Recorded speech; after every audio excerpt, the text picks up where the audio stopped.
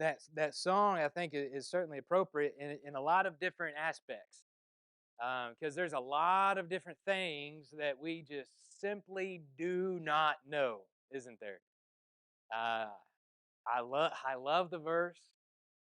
I don't know how the Spirit moves, but I do know that it does. I don't know how all the things that God does, I don't know how they all work, but I do know that God is at work. And that's, I suppose, a pretty good segue into the 103rd Psalm that we are going to look at tonight. We're going to look at the first 5 verses.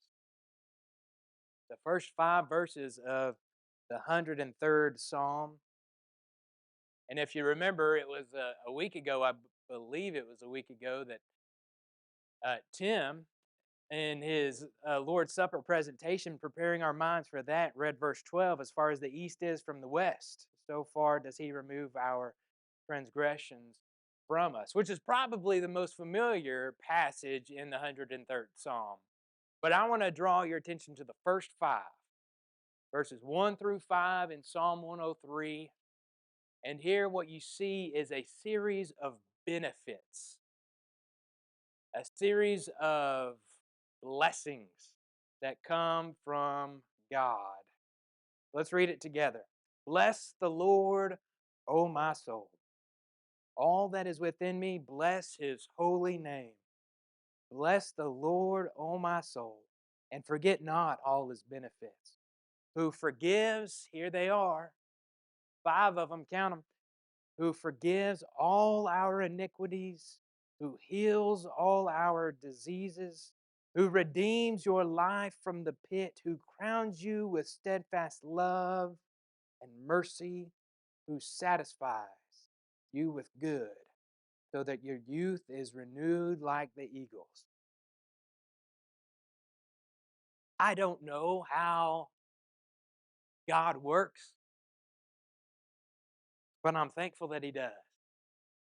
You've got 5 here, a series of 5 participles where we see the actions of God as they continuously pour out over mankind over and over and over again. And it's interesting, if you look back before you get started in the actual text, history is going to tell you that this was probably written by David. Something to keep in mind as you read these words. Bless the Lord, O my soul. Let's look at this first one together. Who forgives, who forgives, forgives, and forgives. Again, the continuous nature, the recurring nature of the participle. Who forgives, look at what he says here, who forgives all your iniquity. Forgives all your iniquity. Now, the way that I understand it, if we could split hairs a little bit, as God forgives our iniquity, iniquity is the guilt that occurs because of sin. So we commit this sin, this transgression against God, where we go beyond what we are told to do, or we don't do what we are supposed to do, and our conscience is smitten. That's the iniquity, the guilt that plagues us. And what God does, and again, reiterating verse 12, as far as the east is from the west, that's how far he gets rid of our sin. And that clears our conscience. It removes that iniquity from us. Isn't that a powerful thing? Have you ever met someone, or maybe experienced it in your own life, someone who had such guilt and such a burden that they carried that they could hardly even lift up their eyes? That they couldn't even lift up their head, that they had such a big, heavy burden. God removes our iniquity. Now, it's not that God doesn't treat sin lightly, because don't take that away from Psalm 103 at all, right? Because remember, back up, history is going to tell us who wrote it? David. You think David had sin? You think David suffered major consequences because of his sin that he committed? Absolutely.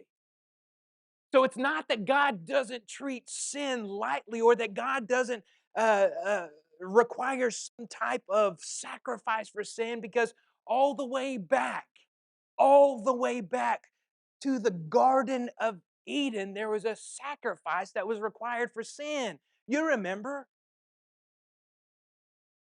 they ate the fruit. They weren't supposed to. And they clothed themselves with leaves. God said no, and God chose to clothe them with animals. Where did that animal skin come from?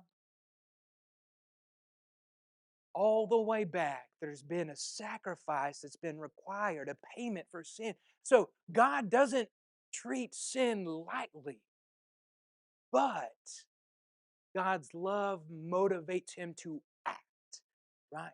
God's love pushes him to remove, to forgive our iniquity, to remove that guilt, and to clear the conscience of humanity. God's love propels him into action. But does my love motivate me to action? Because what you see in verse 2 or verse 3 is that God's love motivates him to do something. And God's love, as we understand in John chapter 3, verse 16, has motivated him to sacrifice his own son. So does my love for God motivate me to do something similar? Sacrifice myself for him.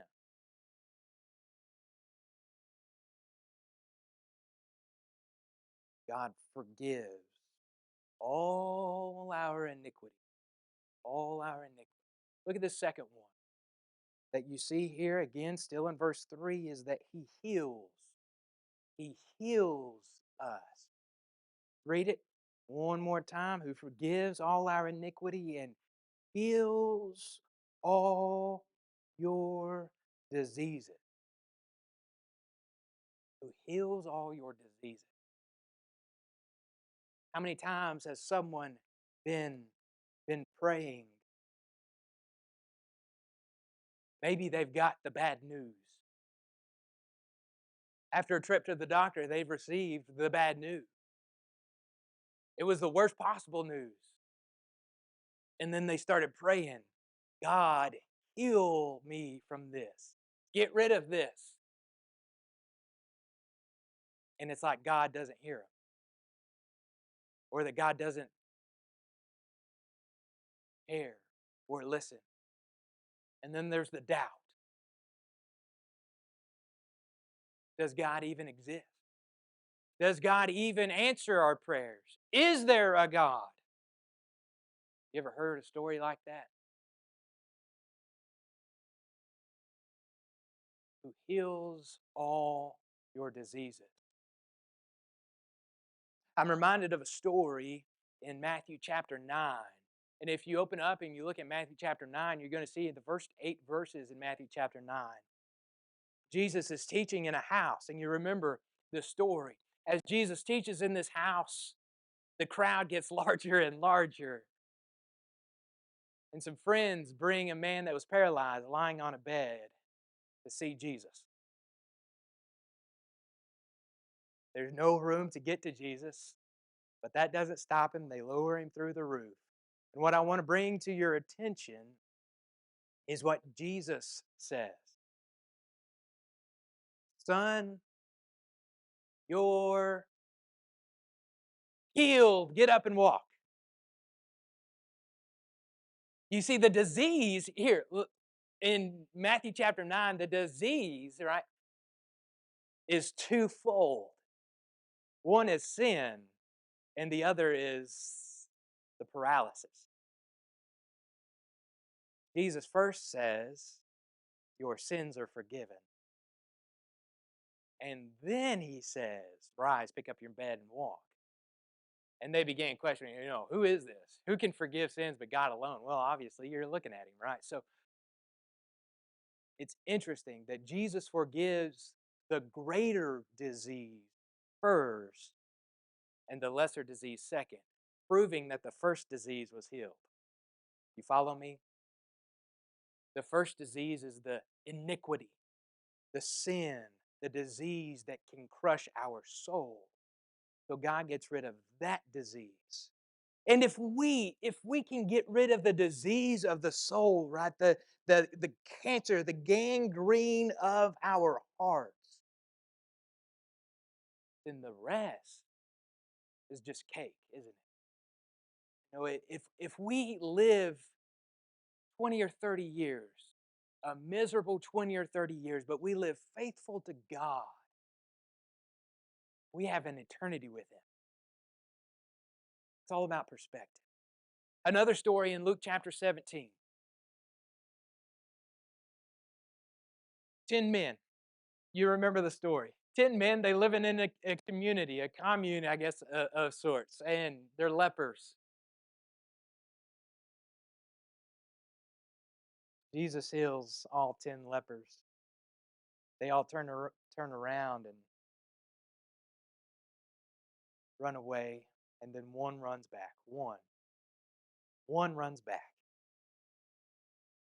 And I'm thinking, and I'm reading verse 3, and it's it's synonymous parallelism, right? Two things referring to the same thing. Who forgives all your iniquity, who heals all your diseases. If I am one of those lepers, right? If I am one of those 10 men that has my soul cleansed and all of my iniquity is gone, just like the disease of the skin, how often do I turn around and thank God? How often do I run back and fall on my knees and say, Lord, thank you?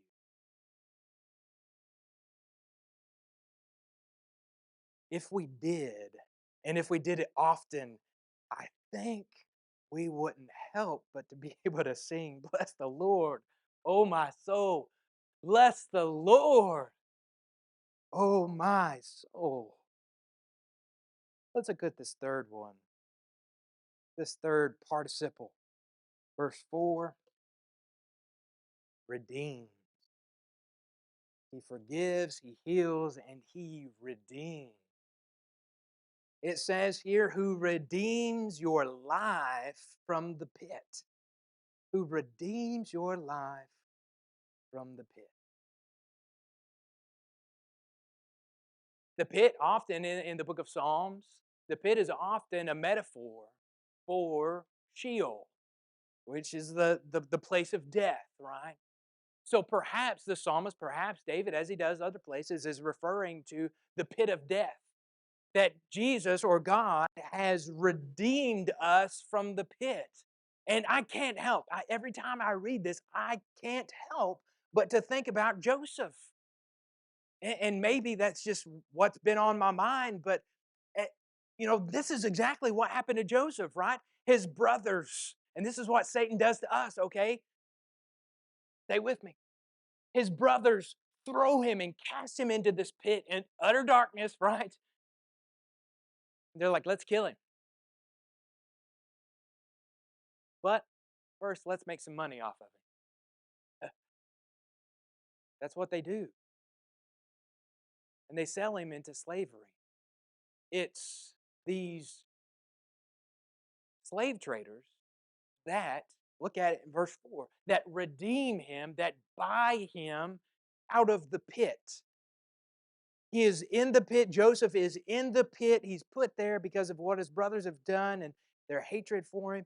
And the slave traders come and they buy him out of the pit. They pay the price to get Joseph out. If, if, perhaps he's talking about how we are redeemed from the pit, how we are redeemed from death. Perhaps. And that's certainly true, isn't it? How God has, like Joseph, bought us from the pit. That we find ourselves in the bottomless pit, but we are bought back out of the pit.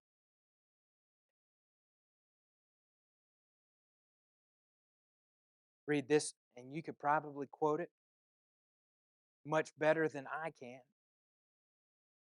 but it's worth reading again in 1 Peter chapter 1, 18 and 19. Knowing that you were ransomed. Synonym, redeemed. Knowing that you were ransomed from your futile ways, inherited from your forefathers, not with perishable things such as silver or gold, but with the precious blood of Christ, like that of a lamb without blemish or spot. In so many ways, what God has done, we find ourselves in the pit, in death. But Jesus has paid the price. Like the slave traders walking by, he saw us and he bought us. So similar to the message that we read in Ezekiel chapter 16, which is perhaps a story for another day. He forgives, he heals, he redeems, and he crowns. How appropriate, isn't it? Who crowns us. Again, historically, probably from David, he crowns us. Look at what it says. Who crowns you with steadfast love and mercy.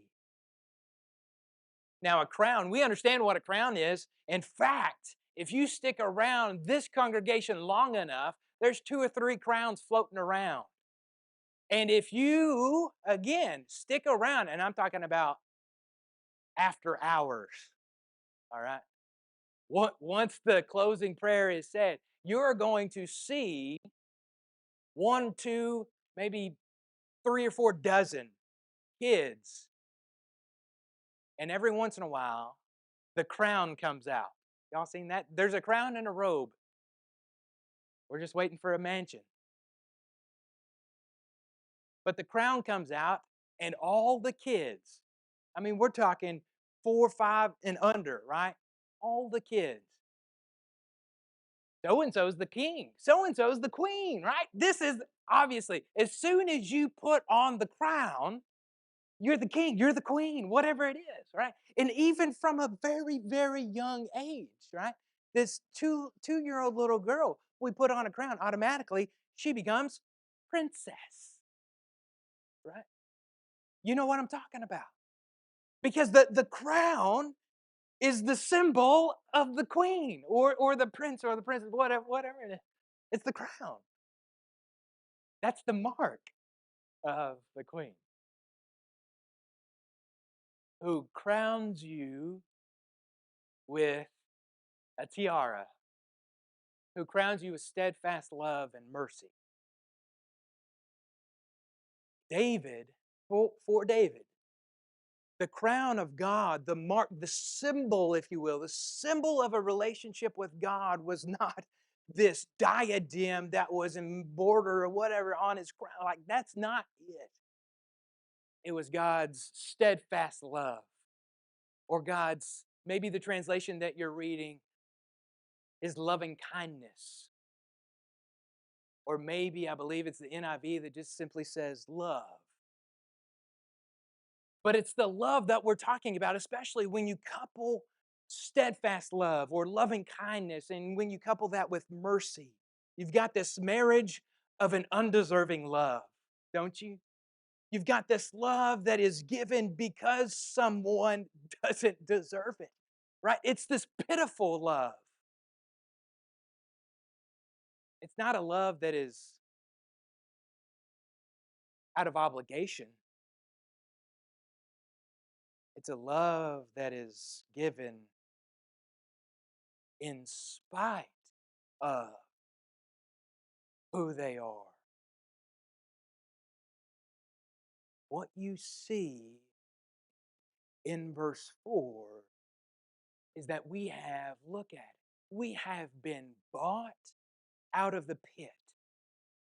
We were in the pit, and now we have been bought out of the pit. And as a mark, we weren't driven with a nail through our ear as a slave to God. We have been bought and we've been given a crown. You follow me? And the crown that we have been given is not a jewel filled crown. It's God's steadfast love, loving kindness, His love and mercy. That's the symbol of a relationship with God. God loving forever. God continuously and unwaveringly love. And let's be clear, one more time. He doesn't love you because you deserve it. He loves you in spite of knowing you. That's like any good marriage, isn't it? You love the person even though you know them. God loves us even though He knows us. Let's look at this last one. It's my favorite. He satisfies, okay? Who redeems your life from the pit and crowns you with steadfast love and mercy. Who, verse 5, satisfies you with good so that your youth is renewed like the eagles. I've looked up 4, 5, 6 different translations. I can't really remember. And I came up with 4, 5, or 6 different translations of this verse. It's somewhat difficult to translate, apparently. But the gist of it is that God gives you what you need. God gives you the good that you require in order to accomplish the purpose that you need to accomplish. And that is a beautiful sentiment. It's a beautiful thought that God gives you everything that is necessary for life. I was in a class at Freed Hardeman, and there's no there, there's no good way to explain the class that I was in. It's a special education class that you were required to take for education degree. And I remember the teacher very vividly. One of the very few things that I remember about that class. But she said this: fairness. Fairness is not giving each child the same thing. But fairness is giving each child what they need.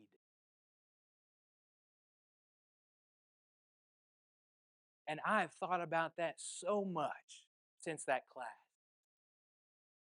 Fairness is not giving each child the same thing, but giving what each child what they need. Because what we think about fairness is, well, let's give everybody a trophy, right? Trophy for you, you. And we think that's fair.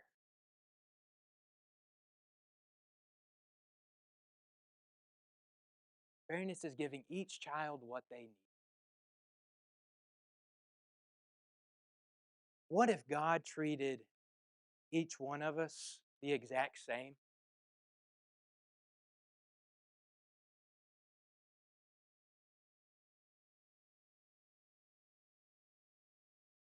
You ever thought about that? What if God treated each one of us the exact same? That all of us went through the exact same situations in life. That when you got to the age 50, you're going to experience this. 60, this, 55, all through the stages of life.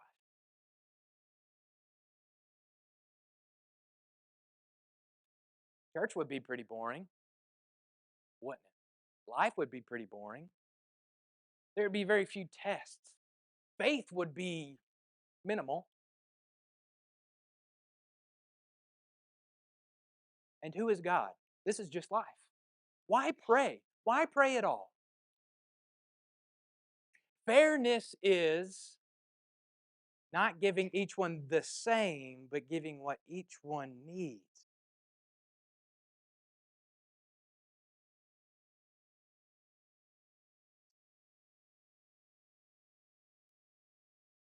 Alluded to it this morning, but you remember Matthew chapter 6, verse 33. Sermon on the Mount, right? Don't seek after all the things in this world, right? The birds are taken care of. The flowers are taken care of. The conclusion of that in verse 33, but seek first the kingdom of God and his righteousness, and all these things will be added to you, right? Seek first God, and all these things are going to be taken care of. That is the gist of what I'm reading in verse 5, who satisfies you with good, who gives you the things necessary for your life. Or maybe more appropriately, the introduction to 2 Peter chapter 1 and verse 3. His divine power has granted us all things that pertain to life and godliness. Right? God has given us everything that we need. But God, go back and look at 103 again in verse 5. It's completely fair because God hasn't given us all things that we need just to survive and to get from day to day. But if I'm reading verse 5, who satisfies you with good so that your youth is renewed like the eagles. He has given you not enough to survive, but He has given you enough to soar. You see it? David, I'm convinced David's writing this in his old age. And it seems like he's coaching himself. Bless the Lord, O my soul. All that is within me, bless his holy name. Bless the Lord, O my soul. Bless the Lord and forget not all his benefits, who forgives all who's your? O my soul. He's talking to himself. All your iniquities, all your diseases, redeems your life from the pit, crowns you with steadfast love and mercy, satisfies you with good so that your youth is renewed like the eagles. The benefits of God are very personal. They come back to you. God gives you what is necessary for you. God is a fair God, isn't he?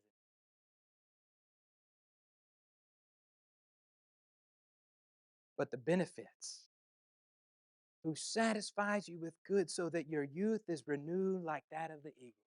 I am convinced that the older we get, the more faith that we have. The older we get, the more faith that we have. I have talked to countless people on their deathbed who have just told me, I'm just ready to go. Just ready to go.